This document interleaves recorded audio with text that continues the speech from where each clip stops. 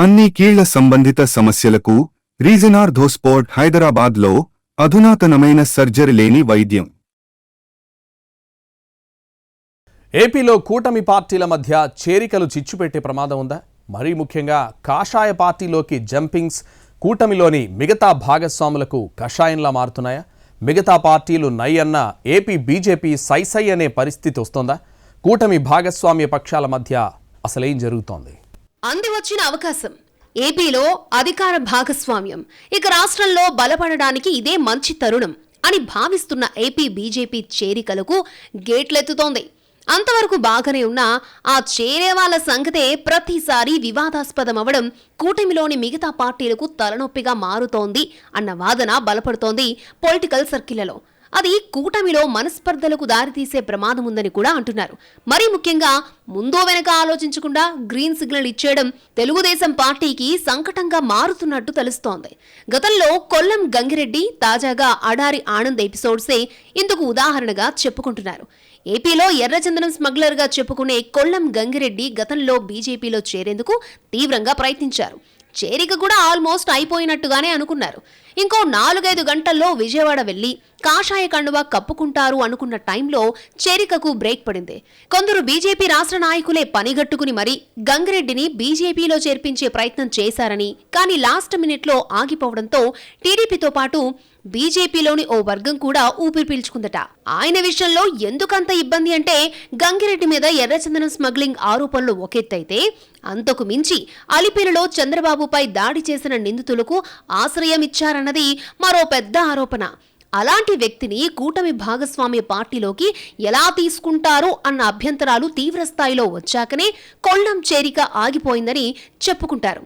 AP BJP నేతలు ముందే ఈ విషయాన్ని ఎందుకు ఆలోచించలేదు అన్నది ఇప్పటికీ క్వశ్చన్ మార్కేనంటారు చాలా మంది. కూటమిలో పొరపచ్చాలు రాకూడదన్న ఉద్దేశంతోనే నాడు గంగిరెడ్డి చేరికకు బ్రేక్ పడిందట. ఇక తాజాగా విశాఖ డైరీ చైర్మన్ అడారి ఆనంద్ చేరిక మరొక రకమైన వ్యవహారం. అడారి అయితే బీజేపీలో చేరిపోయారు గాని తీవ్ర అవినీతి ఆరోపణలు ఎదుర్కొంటున్న విశాఖ డైరీ చైర్మన్ ను ఎలా చేర్చుకుంటారంటూ కూటమి పార్టీల మధ్య చిచ్చురేగుతున్నట్టు చెప్పుకుంటున్నారు. ఆయన చేరికపై టీడీపీ సీనియర్ లీడర్స్ బహిరంగంగానే అసహనం వ్యక్తం చేస్తున్న పరిస్థితి. కారణం ఏంటంటే అడారి ఇటీవల వరకు వైసీపీలో ఉన్నారు. ఆ పార్టీ తరఫున విశాఖ పశ్చిమ అసెంబ్లీ స్థానానికి పోటీ చేసి ఓడిపోయారు.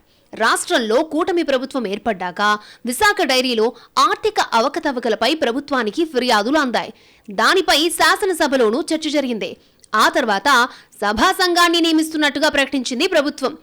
ఆ దెబ్బకు అప్రమత్తమైన అడారి ఆనంద్ సేఫ్ జోన్ గా బీజేపీని ఎంచుకున్నారని, అలాంటి వ్యక్తులకు తమ భాగస్వామి షెల్టర్ గా ఉపయోగపడడం ఏంటి అన్నది విశాఖ టీడీపీ నాయకుల అభ్యంతరంగా తెలుస్తోంది. తాము నయ్యన్న వాళ్లకు భాగస్వామ్య పక్షం సై అనడం ఎంతవరకు కరెక్ట్ అన్నది టీడీపీ నాయకుల ప్రశ్నట. అదే టైంలో మరొక రకమైన చర్చ జరుగుతోంది. ఇలా పార్టీలోకి వస్తామన్న ముఖ్య నాయకులు అందర్నీ ఏదో ఒక వంకతో ఆపేస్తూ పోతే రేపు మనం బలపడేది ఎలాగన్నది ఏపీ బీజేపీ నాయకుల ప్రశ్నగా చెప్పుకుంటున్నారు. తాము క్షేత్రస్థాయిలో పట్టు బిగించాలంటే చేరికలు చాలా అవసరమని, అలాగని 100% సచ్చిలురు కావాలంటే ఇప్పుడున్న రాజకీయాల్లో ఎక్కడి నుంచి దొరుకుతారు అన్నది కాషాయ పార్టీలోనే ఒక వర్గం వాదనగా తెలిసిందే.